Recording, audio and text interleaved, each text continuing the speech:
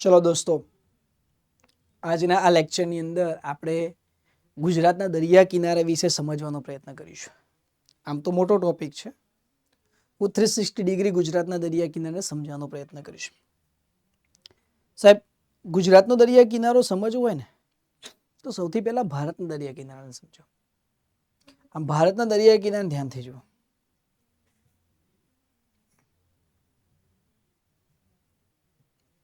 ભારતનો દરિયા કિનારો આમ જોવા જઈએ તો દેશી રીતે જોઈએ તો વી શેપમાં જોવા મળે છે ને.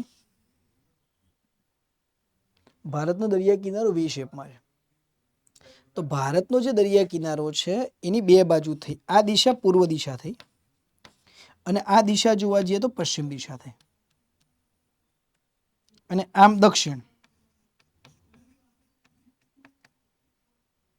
તો ભાઈ ભારતનો દરિયા કિનારો પૂર્વ બાજુ અને પશ્ચિમ બાજુ મોટા લાંબો વિસ્તાર ધરાવે છે. જે દક્ષિણ બાજુ તે કેન્દ્ર યાદ રાખવાનું છે, કન્યાકુમારી આપણે વાત કરીશું. આ પૂર્વનો જે દરિયા કિનારો છે એ બાજુ જશો તો બંગાળનો ઉપસાગર જોવા મળશે. બંગાળનો ઉપસાગર. આ બંગાળનો ઉપસાગર એટલે કે બંગાળની ખાડી જેને બોલીએ છીએ.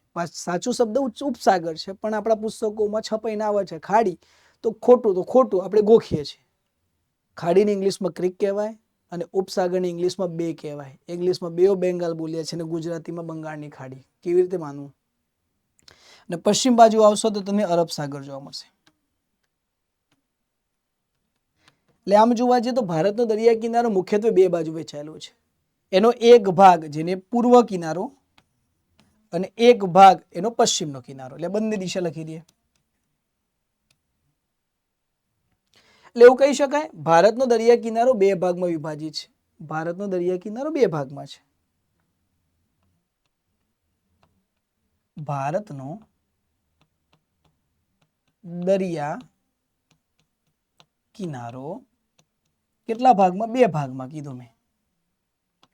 એક પશ્ચિમ ભાગ જ્યાં અરબ સાગર છે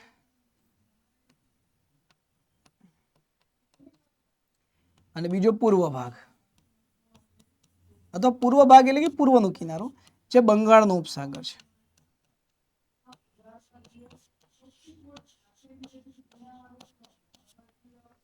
એટલે કે આમ ગુજરાતથી લઈને મહારાષ્ટ્ર થી લઈને કેરળ સુધીનો ભાગ એ પશ્ચિમનો ભાગ અને પછી કેરળ ને પછી કન્યાકુમારીથી લઈને સુંદરવન સુધીનો ભાગ એટલે પૂર્વનો ભાગ. આમ સરળ ભાષામાં વાત કરો તો સાહેબ, આમાં તમે જો પશ્ચિમ બાજુ આવો ને તો પશ્ચિમ બાજુમાં અહીંયા સરક્રીકથી લઈને અહીંયા સુધીનો આ ભાગ જેને લોકો ગુજરાત તટ કહે છે. પછી મહારાષ્ટ્રનો દરિયા કિનારો આવે, એના માટે શબ્દ બોલાય છે કોંકણ. પછી કર્ણાટકનો વિસ્તાર આવે જેને કન્નડ કહેવાય અને કેરળના વિસ્તારને મલબાર અથવા માલાબાર એવા તટથી અથવા કિનારાથી ઓળખવામાં આવે. જ્યારે આ બાજુમાં સુંદરવન, ઉત્કલ, ઉત્તરી સરકાર અને કોરોમંડલ એવા નામો સાંભળવા મળશે. એટલે ભારતના દરિયા કિનારાને સમજવા બેસો તો કંઈક આવા નામો થાય. સાહેબ, અત્યારે હાલ ભારતનો દરિયા કિનારાની લંબાઈ વધી ગઈ છે. 11,098.81 કિલોમીટર છે અત્યારે હાલ. ભારતનો દરિયા કિનારો કેટલો લાંબો છે? 11,098.81 કિલોમીટર, એટલે લગભગ 11,100 કિલોમીટર થાય. જેને સમજવા માટે બે ભાગ પાડ્યા. એક પશ્ચિમનો દરિયા કિનારો જે ગુજરાત તટ, કોંકણ જે આગળ દમણથી ગોવા વચ્ચેનો પટ્ટો, કન્નડ જે ગોવાથી મેંગ્લોર વચ્ચેનો પટ્ટો અને માલાબાર જે આગળ મેંગ્લોરથી કન્યાકુમારીનો પટ્ટો. હું ડ્રો કરીને સમજાવું છું. જ્યારે પૂર્વીય તટ અથવા પૂર્વ ભાગ જ્યાં સુંદરવનનો ડેલ્ટા, ઉત્તરી સરકાર, ઉત્કલ ને કોરોમંડલ એમ તમને ભાગ જોવા મળશે. તો ચાલો દોસ્તો આપણે આને એકવાર ચિત્રમાં મેપિંગ દ્વારા સમજી લઈએ. સાહેબ, ગુજરાતથી લઈને કન્યાકુમારી સુધીનો ભાગ, આ ગુજરાતથી લઈને કન્યાકુમારી સુધીનો ભાગ એ પશ્ચિમનો કિનારો, પશ્ચિમ તટ અથવા પશ્ચિમ ભાગ અને કન્યાકુમારીથી સુંદરવનનો ડેલ્ટા જ્યાં હોગલી નદી આવે છે એ પૂર્વીય કિનારો. એટલે પૂર્વ ભાગ બધા નામ હવે લખીશ. બંગાળનો ઉપસાગર,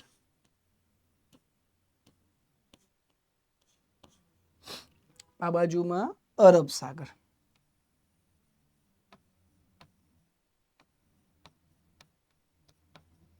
જુઓ ગુજરાત તટ કયો?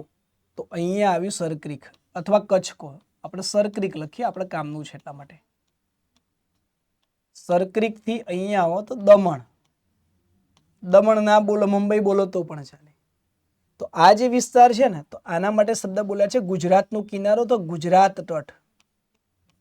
હું તટ શોર્ટમાં લખવા માટે પ્રયત્ન કરીશ. તો ભાઈ ગુજરાત તટમાં પાછા 3 પેટા વિભાગ પડશે. કચ્છનો વિસ્તાર અલગ, સૌરાષ્ટ્ર અલગ, અને ત્રીજો ભાગ એટલે કે દક્ષિણ ગુજરાત. પછી દમણથી લઈને ગોવાનું પણજી, પણજી બોલો, ગોવા બોલો, તમારી ઈચ્છા દોસ્તો. તો અહીંયા મહારાષ્ટ્ર આવશે અને થોડો ભાગ ગોવાનો આવશે. આને કોંકણ કહેવાય, કોંકણ તટ. આ કોંકણ તટનું સીન તો તમે ક્યાંક ચેન્નઈ એક્સપ્રેસ નામના મૂવીમાં પણ જોયું હશે. એટલે ટ્રેન પસાર થતી હોય માઉન્ટેનમાંથી સહ્યાદ્રી રેન્જમાં. ગોવાના પણજીથી મેંગલોર અથવા કોચીન, તમને જે ઈચ્છા થાય કોચીન લઈ શકો, કોચીન અથવા મેંગલોર. મેંગલોરુને આપણે મેંગલોર બોલીએ છીએ. તો આ દરિયા કિનારને કન્નડ કહેવાય. કન્નડ કેમ બોલાય છે? કારણ કે કર્ણાટકનો દરિયા કિનારો. એટલે તમારે કન્નડની જગ્યાએ કર્ણાટકનો દરિયા કિનારો એવો શબ્દ બોલવો હોય તો પણ દોસ્તો તમે બિંદાસ બોલી શકો.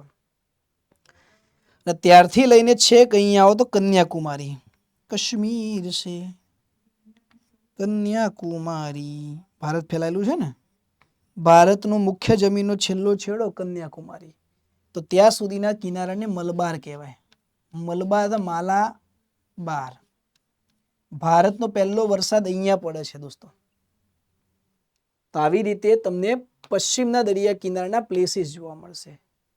હવે દોસ્તો તમે જાણતા જ હશો કે કર્ણાટકથી તમિલનાડુ બાજુ એક નદી આવે છે. નદીનું નામ છે માફ કરજો, કાવેરી. કર્ણાટકની અંદર નીલગિરીના બાજુમાં એક જગ્યા છે બ્રહ્મગીરી, ઇઝ ધ પાર્ટ ઓફ સહ્યાદ્રીઝ. એ બ્રહ્મગીરીમાંથી નીકળતી કાવેરી નામની નદી તમિલનાડુમાં આવીને બે ઓફ બેંગાલને મળે છે. પછી એક બીજી નદી છે મહારાષ્ટ્રમાંથી સ્ટાર્ટ થાય છે, મહાબળેશ્વરથી. મહાબળેશ્વરથી સ્ટાર્ટ થઈને એ નદી બે ઓફ બેંગાલને મળે છે. એ નદીનું નામ છે કૃષ્ણા. કૃષ્ણા અથવા કૃષ્ણા. એવી જ રીતે એક બીજી નદી છે જે નદીનું નામ છે ગોદાવરી.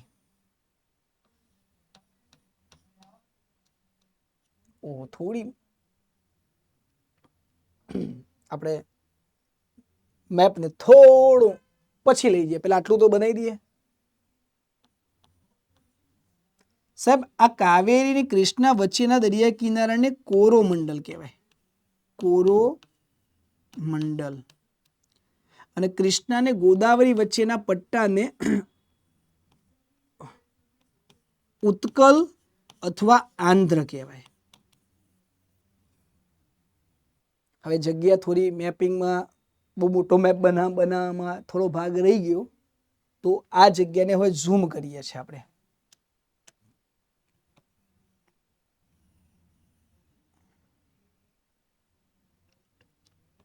અહીંયા મહાનદી, ગોદાવરી, કૃષ્ણા, કાવેરી. ચલો આ નદીઓ કીધી. હવે જોજો ભાઈ, અહીંયા મેં કૃષ્ણા અને કાવેરી વચ્ચે કોરોમંડલ કીધું. કૃષ્ણા અને ગોદાવરી વચ્ચે મેં તમને કીધું ઉત્કલ. ગોદાવરી અને મહાનદીની વચ્ચેના વિસ્તારને ઉત્તરી સરકાર કહેવાય. અને પછી આગળ જાઓ તો અહીંયા તમને સુંદરવન જોવા મળશે. સુંદરવન ડેલ્ટાનો વિસ્તાર. આમ ભારતની અંદર 8 ભાગમાંથી મારે તમને આ ગુજરાતના દરિયા કિનારા વિશે વાત કરવી છે. ગુજરાત તટ. કયો? ગુજરાત તટ. સાહેબ ગુજરાતનો દરિયા કિનારો,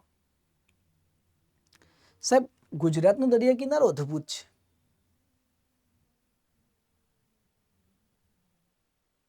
ભારતની અંદર જો તમે જોવા જાઓ તો દોસ્તો ભારતના દરિયા કિનારાની ગુજરાતના દરિયા કિનારામાં વધારો થયો છે. ભારતમાં એએસઆઈ દ્વારા 2024માં જે ડેટા પબ્લિશ કરવામાં આવ્યા જેના આધારે ભારતનો દરિયા કિનારો 11,098.81 કિલોમીટર નવો ડેટા જાહેર કરવામાં આવ્યો, જેની અંદર આપણા ગુજરાતના દરિયા કિનારાની પણ લંબાઈ વધી ગઈ. જે 1600 કિલોમીટર દરિયા કિનારાની લંબાઈ કહેતા હતા એ વધારો થઈને 2,340 કિલોમીટરનો વધારો થયો છે. આ દરિયા કિનારાનો વધારા પાછળનું કારણ છે કે ભાઈ આટલા સમયમાં થયેલા દરિયા કિનારાના બદલાવો વત્તા સેટેલાઇટ ઇમેજ અને રેડિયો સેન્સર્સ મદદથી જે માપણી કરવામાં આવી છે એના આધારે પરફેક્ટ ડેટા મળ્યો છે આપણને. દોસ્તો હવે ભારતના દરિયા કિનારે આવેલા રાજ્યોમાં સૌથી પહેલા મારે ગુજરાત વિશે કહેવું છે. ગુજરાત 2,340 કિલોમીટર લાંબો દરિયા કિનારો છે. બીજા નંબરે મહારાષ્ટ્ર, ત્રીજા નંબરે ગોવા, ચોથા નંબરે કર્ણાટક, પાંચમા નંબરે કેરળ, છઠ્ઠા નંબરે તમિલનાડુ, સાતમા નંબરે આંધ્રપ્રદેશ, આઠમા નંબરે ઉડીસા અને નવમા નંબરે વેસ્ટ બેંગોલ. ભારતના 9 રાજ્યો એવા છે કે જે દરિયા કિનારે આવેલા છે. એ પ્રશ્ન પૂછાય ભારતમાં કુલ કેટલા રાજ્યો એવા છે જે દરિયા કિનારો ધરાવે છે તો જવાબ થાય 9. સવાલ એ થાય કેટલા કેન્દ્ર શાસિત પ્રદેશ છે જેને દરિયો મળે છે તો અહીંયા આવશો તો અંદમાન નિકોબાર, અહીંયા લક્ષદ્વીપ, અહીંયા પુડુચેરી, દીવ દમણ દાદરા નગર હવેલી એટલે 4ને દરિયા કિનારો ટચ થાય છે યુટીને, 4 યુટી. ઓકે તો ચલો આ વાત હતી આની. હવે આપણે આ ગુજરાતના દરિયા કિનારા વિશે વાત ચાલુ કરી છે. સાહેબ ગુજરાતનો દરિયા કિનારો આમ જોવા જઈએ તો ભારતના દરિયા કિનારાના લગભગ ચોથા ભાગ કરતા થોડો ઓછો થયો. અને ગુજરાતના દરિયા કિનારા લંબાઈ કેટલી છે 2,340. એટલે લખવો તો લખી દો. ભારત અને ગુજરાતના દરિયા કિનારાની લંબાઈ નવો ડેટા તમારી સમક્ષ મૂકવા જઈ રહ્યો છું. દરિયા કિનારાની લંબાઈ ભારતમાં અને ગુજરાતની. ભારતમાં લંબાઈ દરિયા કિનારાની 11,098.81 કિલોમીટર, જ્યારે ગુજરાતની અંદર એની લંબાઈ 2,340 કિલોમીટર. પાછળના પોઈન્ટ નહીં યાદ રાખો તો એ ચાલશે. ગુજરાતના દરિયા કિનારો છે એનું જે મેદાન છે એ કાદવ કિચડ અને રેતાળ પટ્ટાઓથી ભરેલું છે દોસ્તો. તો ચાલો હવે આપણે આ ગુજરાતના દરિયા કિનારા વિશે વાત કરીએ. ગુજરાતનો દરિયા કિનારો મેં તમને કહી દીધું 2,340 કિલોમીટર લંબાઈ ધરાવે છે. હવે ગુજરાત જેમ ભારતમાં 9 રાજ્યો દરિયા કિનારે છે ને એમ ગુજરાતના 15 જિલ્લાને દરિયો મળે છે. કેટલા જિલ્લાને? 15 જિલ્લાને. ચલો કયા 15 જિલ્લા? તો સૌથી પહેલું કચ્છ, શોર્ટમાં લખીશ, પછી મોરબી, પછી જામનગર, દેવભૂમિ દ્વારકા, પોરબંદર, જુનાગઢ, ગીર સોમનાથ, અમરેલી, ભાવનગર, અમદાવાદ પોતે, આણંદ, ભરૂચ, સુરત, નવસારી અને વલસાડ. સાહેબ અહીંયા ધ્યાનથી જુઓ, અહીંયા એક અખાત છે જેનું એક નામ છે કચ્છનો અખાત. હું બધું ડ્રો કરીશ અને અહીંયા આવશો તો જોવા મળશે ખંભાતનો અખાત.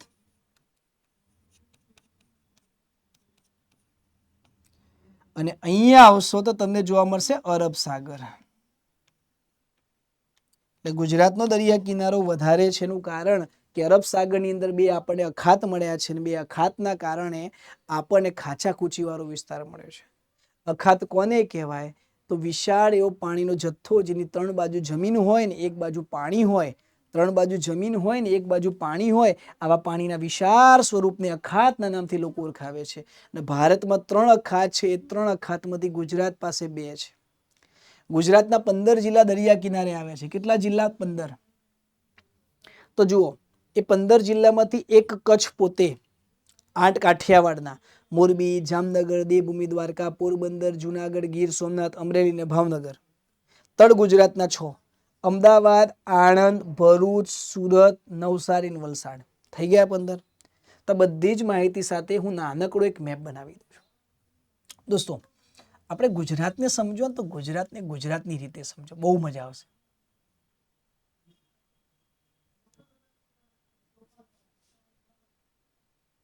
ગુજરાતને સમજવું હોય ને તો એના બોર્ડર લાઈન ઉપર આવેલી સ્થળોને વ્યવસ્થિત રીતે સમજો.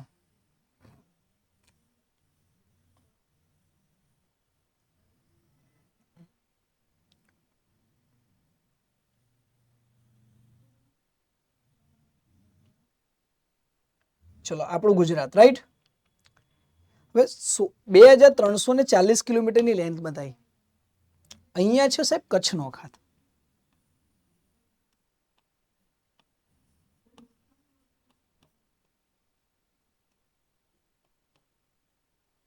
અને અહીંયા છે ખંભાતનો અખાત.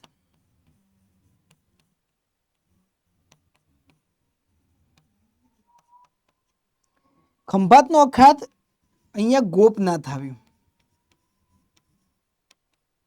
અને અહીંયા આવ્યું ડુમ્મસ. તમે ક્યાંથી ડુમ્મસ તમે અલગ કરી શકો તો સુરતના ડુમ્મસ જ્યાં તાપી નદીનો અંત થાય એનાથી ઉપરનો ભાગ અખાત કહેવાય. ગોપનાથથી ઉપરનો ભાગ અખાત કહેવાય, નીચેનો ભાગ અરબ સાગર કહેવાય. અને આ બાજુ આવશો તો જખૌ અને આ બાજુમાં દ્વારકા. એના પછી આ વિસ્તારને અરબ સાગર કહેવાય. ગુજરાતમાં 2 અખાત અને 1 સાગર છે. પણ દોસ્તો, ઘણી બધી ખાડીઓ છે આપણા ગુજરાતમાં દરિયા કિનારે. દાખલા તરીકે આ ખાડીનું નામ છે સરક્રીક. ગુજરાતીમાં કહો તો સરનાળ અથવા સરની ખાડી. આનું નામ છે કોરી ક્રીક અથવા કોરી નાળ, જે ફેમસ હોય. પછી એક અહીંયા છે કોપાલીની ખાડી. કોપાલીની ખાડીની અંદર દોસ્તો તમે આવો તો તમને સાબરમતીનો અંત જોવા મળે. અને અહીંયા ભરૂચ અને આણંદ બાજુ તો વહેરાની ખાડી. વહેરાની ખાડીમાં મહી નદીનો અંત થાય, જેને મહીસાગરના નામે ઓળખાવે છે. લોકગીતોમાં ક્યાંક સાંભળ્યું હશે, મારી મહીસાગરને આરે ઢોલ વાગે છે. આ ગીત સાંભળ્યું સાહેબ? 100%. આજની જનરેશન જેડને નહીં સાંભળ્યું હોય, કારણ કે આ તો યોયો વાળા ને. હાલો, તો પછી આપણે આગળ વધીએ. એટલે ગુજરાતના 15 જિલ્લા એવા છે કે એ દરિયા કિનારે આવ્યા. અને જે જિલ્લાને, જે બાઉન્ડ્રી લાઈનને દરિયો સ્પર્શ થતો હોય એ લેન્ડ લોક ના કહેવાય. ગુજરાતમાં આજે 34 જિલ્લા છે. 34 જિલ્લામાંથી દોસ્તો 15 જિલ્લા લેન્ડલોક છે. લેન્ડલોક નથી, જ્યારે 19 જિલ્લા છે એ લેન્ડલોક છે. કેટલા? 19 જિલ્લા.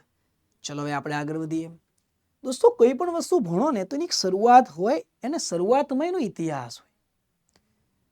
તો પેલા આપણે સમજીએ કે ગુજરાતના દરિયા કિનારામાં, એક સેકન્ડ દોસ્તો, વર્તમાનમાં ભારતનું ગ્રોથ એન્જિન ગુજરાત કહેવાય છે. વર્તમાન સમયમાં ઉદ્યોગો, ઇમ્પોર્ટ એક્સપોર્ટ બધાની દ્રષ્ટિએ ગુજરાત એક ગ્રોથ એન્જિન તરીકે ઉભરી આવ્યું છે અને ગુજરાતને સપોર્ટ કરી રહ્યું છે ગુજરાતનો દરિયા કિનારો. તમને ખબર હોવી જોઈએ કે ગુજરાતમાં 45 બંદરો છે, રજિસ્ટર્ડ હોય એવા મોટા 45 બંદરો છે ને એની સંખ્યા વધી રહી છે. આમ ભારતની તુલના કરું તો આખા ભારતના 30% બંદરગાહ તો ગુજરાત લઈને બેઠું છે. સૌથી લાંબો દરિયા કિનારો કચ્છનો છે. હજુ કચ્છના નવા ડેટા આવ્યા નથી, જૂનો ડેટા ચાલે છે. લગભગ મારા ખ્યાલે કચ્છનો દરિયા કિનારો 500 કિલોમીટર કરતાં વધારે વધી ગયો છે. કચ્છના દરિયા કિનારા લેન્થ 500 કિલોમીટરથી વધી ગઈ છે. તો ભાઈ, ભારતની અંદર જે બંદરો આવ્યા એમાંથી ગુજરાતમાં 45 બંદરો આવેલા છે, ઓલ ઓવર ગુજરાતના 15 જિલ્લાના થઈને. જેમાં આમ કેટેગરી પાડીએ ને તો કંઈક આવી રીતે તમને જોવા મળશે. ગુજરાતના 45 બંદરોને હું વ્યવહારમાં ક્લાસિફાઈડ કરું ને તો એક મહાબંદર છે.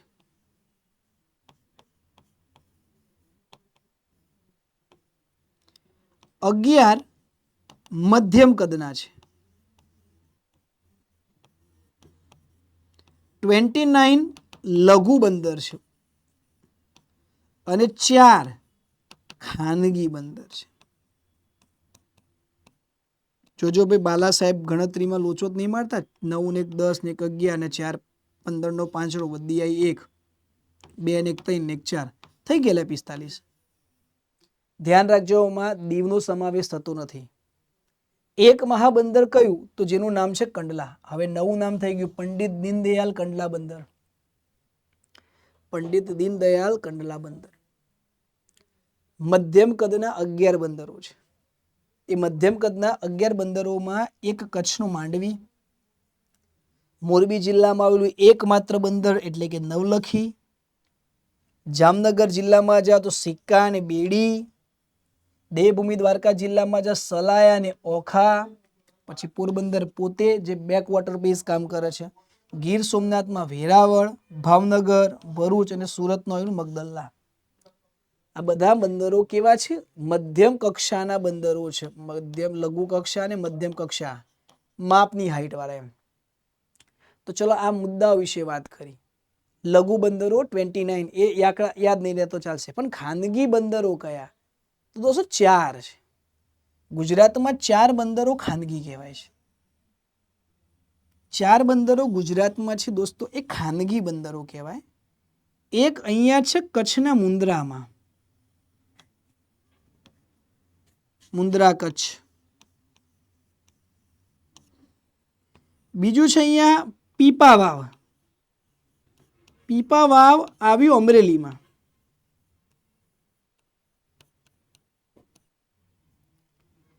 એક છે દહેજ, દહેજ કહેવાય ભરૂચ જિલ્લામાં. અને એક છે હજીરા, તો સુરત. 4 બંદરો છે જે પીપીપી મોડલ, પબ્લિક પ્રાઇવેટ પાર્ટનરશિપના આધારે કામ કરે છે. કોના આધારે? પીપીપી મોડલ, જેના વિશે આપણે સ્પેસિફિક એક ટોપિક લેવાના છે. જ્યારે આવશે ત્યારે હું ઊંડાણથી સમજાવીશું. દોસ્તો, કોઈ પણ વસ્તુ હોય તો એક ઇતિહાસ હોય. આપણે દરિયો ખેડનારા ગુજરાતીઓમાં સાહસનો ગુણ આ દરિયાએ આપ્યો છે. તો ચાલો ગુજરાતના દરિયા કિનારાનો ઇતિહાસ સમજીએ. સાહેબ, અત્યારે આફ્રિકાના ઈશાન ખૂણા પર એક દેશ છે, નાઇલ નદી ત્યાંથી પ્રવાહિત થાય છે. દેશનું નામ છે ઇજિપ્ત. ઇતિહાસમાં જેને મિશ્રની સંસ્કૃતિ કહેતા. સાહેબ, મિશ્રની સંસ્કૃતિમાં તમે જાઓ તો ત્યાંની કબરો જે છે, એ કબરોમાંથી તમને ઘડી, મલમલ આ બધું જ મળશે. આ બધું બતાવે છે કે ગુજરાતમાં આજથી ઈસવીસન પૂર્વે 3000 વર્ષ પહેલા આની ઇમ્પોર્ટ એક્સપોર્ટ થતી હતી. એ જ ક્વોલિટી જે ત્યાં મળે છે એ જ અહીંયા મળે છે. એટલે બની શકે કે આ બે સ્થળો વચ્ચે વ્યાપાર થતો હતો. હડપ્પા સંસ્કૃતિના અવશેષોમાં આના પુરાવા મળે છે.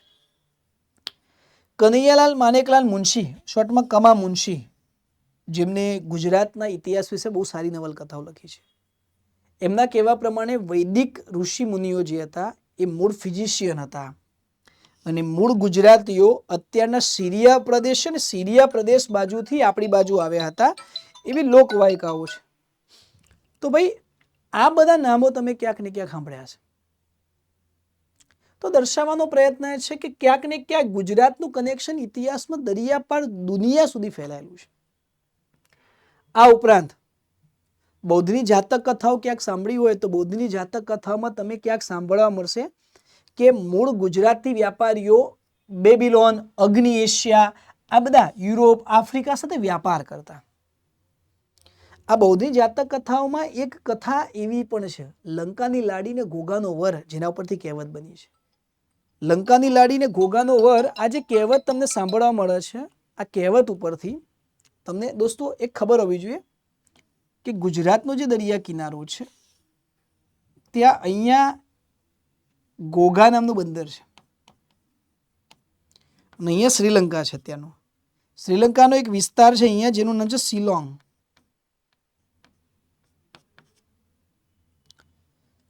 અહીંયા ઘોઘાની નજીકમાં એક જગ્યા છે અત્યારે જેને સિહોર કહેવાય છે, સિહોર. ઇતિહાસમાં જેને સિંહપુર કહેતા. સિંહપુરમાં એક રાજા થઈ ગયો. સિદ્ધપુર ને સિંહપુર. સિંહપુરમાં એક રાજા થઈ ગયો જેનું નામ હતું સિંહબાહુ. અને સિંહબાહુનો પુત્ર હતો સમુદ્ર વિજય, જેને દેશ નિકાલની સજા આપી હતી. એ આ લંકા બંદર, આ ઘોઘા બંદરથી નીકળીને અહીંયા શિલોંગ પહોંચ્યો, ત્યાં સ્થાયી થયો અને એની સાથે સામાજિક જીવન જીવવાની શરૂઆત કરી. ત્યાંની સ્થાનિક સ્ત્રીઓમાં એમને લગ્ન કર્યા ને લંકાની લાડી જોડે ઘોઘાના વરે લગ્ન કર્યા. આ કહેવત જેના ઉપરથી પડી એ ગુજરાતના દરિયા કિનારા સાથે સંકળાયેલો એક ઇતિહાસ દર્શાવે છે ને અદ્ભુત. તો સાહેબ આ બધું બતાવે છે કે ગુજરાતનો દરિયા કિનારો કેટલો વૈવિધ્ય અને વિશાળ છે. તમે ક્યાંક રોમ કે ગ્રીક કલ્ચરમાં જાઓ તો રોમ અને ગ્રીક કલ્ચરની અંદર ખંભાતનો ઉલ્લેખ છે, ભરૂચનો ઉલ્લેખ છે. એ વ્યાપાર કરવા આવતા.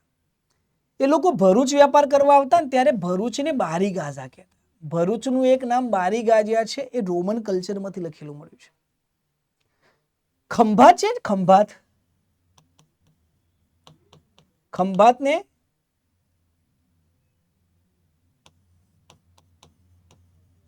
કેમ્બે કહેતા. ખંભાતનું એક પ્રાચીન નામ કેમ્બે છે જે અંગ્રેજો બોલતા. ધ ગલ્ફ ઓફ ખંભાતને ધ ગલ્ફ ઓફ કેમ્બે પણ બોલાય છે. એનું કારણ ખંભાતનું નામ કેમ્બે પડ્યું હતું, ઉચ્ચ કોટીના ઘોડાઓ અહીંયા. તમને યાદ હશે કે પેલું વાસ્કોડી ગામા ભારત આવ્યો હતો નહીં? વાસ્કોડી ગામા ભારત આવ્યો હતો તો ભારતમાં આવનાર રસ્તો બતાવનાર એક કચ્છી વ્યાપારી હતો જેનું નામ હતું કાનજી માલણ. સાહેબ આ આફ્રિકા ખંડ બતાવું છું અને ઇન્ડિયા અહીંયા છે. વાસ્કોડી ગામા અહીંયાથી નીકળ્યો હતો, એમ ફરતો ફરતો અહીંયા સુધી આવ્યો હતો અને એને આગળ ક્યાં જવું એનો રસ્તો જ નહોતો મળતો. આ જગ્યા તાન્ઝાનિયામાં છે, ઝાંઝીબાર કહેવાય છે જગ્યાને. અને અહીંયાથી આમ જશો તો ઇન્ડિયા મળશે, આવો રસ્તો બતાવનાર વ્યક્તિ કાનજી માલણ હતો. એટલે કાનજી માલણ અથવા કાનજી માલમ જે વાસ્કોડી ગામાને ભારત આવવાનો પહેલો રસ્તો બતાવ્યો હતો. આ ઉપરાંત તમે ક્યાંક સાંભળ્યું હશે કે ભાઈ ભુજનો એક વ્યાપારી લગ્નની એક જાન લઈને છેક મુંબઈ જવા નીકળે છે. માંડવી બંદરથી નાવડીમાં જાનૈયાઓ બેસે છે, નરબ સાગરમાં એ નાવડી ક્યાંક ડૂબી જાય છે. ટાઇટેનિક મૂવી તો બધાએ જોયું છે, બરોબર. પણ એના વર્ષો પહેલા ભારતમાંથી એક જહાજ ભુજથી મુંબઈ માટે પાયા અરબ સાગર નાવડી લઈને નીકળ્યો હતો. એ નાવડીનું નામ હતું વીજળી. અને આ વીજળી નામની નવલકથા કાવ્ય હાજી કાસમ તારી વીજળી રે મદ દરિયે વેરણ થઈ ક્યાંક સાંભળ્યું હશે તમે. એ ગુણવંત આચાર્યની અદ્ભુત રચના છે, દરિયાલાલ જેને કહીએ છીએ. સાહેબ વીજળી નામની એક આખી અદ્ભુત કહાની પણ ગુજરાતના દરિયામાં એક અદ્ભુત રસ મૂકી ગઈ. આપણે તો દરિયાની પૂજા કરીએ, દરિયાની દેવીની કરીએ. તમને ખબર હોવી જોઈએ કે ભાઈ, તમને ખબર હોવી જોઈએ કે ગુજરાતમાં દરિયો જે છે, દરિયાની પૂજા થાય છે દેવી સ્વરૂપે હરસિદ્ધિ માતા. હરસિદ્ધિ માતા જે છે ને એને દરિયાઈ દેવી કહેવાય છે. ઘણા લોકો આને વાહણવટી અથવા સિકોતર એવું કહેવાય છે કે દરિયામાં કોઈ સાગર ખેડુ ભાઈ રસ્તો ભૂલી ગયો હોય તો શેર ઉપર સવાર થઈ માં એ નાવડીને દરિયા કિનારે ખેંચી લેવાનું કામ કરતી. એવી અદ્ભુત વિશ્વાસ જે દેવીમાં છે. અલગ અલગ કલ્ચરમાં આના નામ અલગ અલગ બોલાય છે, પણ એ દરિયાઈ દેવી કહેવાય છે. તો બે બધું જોવા મળશે. સાહેબ આપણા કચ્છમાં એક રાજા થઈ ગયા, રાજાનું નામ હતું રાવ ગોંડલજી. કચ્છી રાજવી રાવ ગોંડલજીએ માંડવી બંદરથી છેક લંડન સુધી પેસેન્જર ચાલુ કરાયા હતા મોકલવાના નાવડા દ્વારા. પહેલા તો ફ્લાઇટમાં ને નાવડીથી લોકો જતા, એમ 3 મહિના સુધી દરિયામાં ટ્રાવેલિંગ કરવાના. સાહેબ વિશ્વનું સૌથી જૂનામાં જૂનું ડોકયાર્ડ આપણે ગુજરાતમાંથી મળીએ છે, લોથલ. નથી કહેતા કે સાહેબ લોથલ ક્યાં આવ્યું? તો લોથલ આવ્યું છે ખંભાતનો જે અખાત છે, ખંભાતનો અખાત, ત્યાં આગળ એક નદી આવીને મળે છે. આમ આ નદીનું નામ છે સાબરમતી. અને નદીનું નામ છે લીમડી ભોગાવો. એની વચ્ચે અહીંયાથી લોથલ મળી આવ્યું છે. હાલ તો જમીન ઉપર છે, પણ વર્ષો પહેલા અહીંયા દરિયો હતો. અહીંયા એક જૂનો જહાજવાળો ડોકયાર્ડ મળી આવ્યું છે. દર્શાવે છે કે દુનિયાનું સૌથી જૂનામાં જૂનું બંદરગાહ આપણા ગુજરાતમાં હતું. તો ભાઈ આ ઇતિહાસ મારા ભવ્ય ગુજરાતનો છે. તો દોસ્તો આજના લેક્ચરમાં આટલું સુધી રાખીએ. નેક્સ્ટ એપિસોડમાં આપણે ગુજરાતના દરિયા કિનારાના ક્લાસિફિકેશનથી શરૂઆત કરીશું. ત્યાં સુધી મને રજા આપો. જય સિયારામ.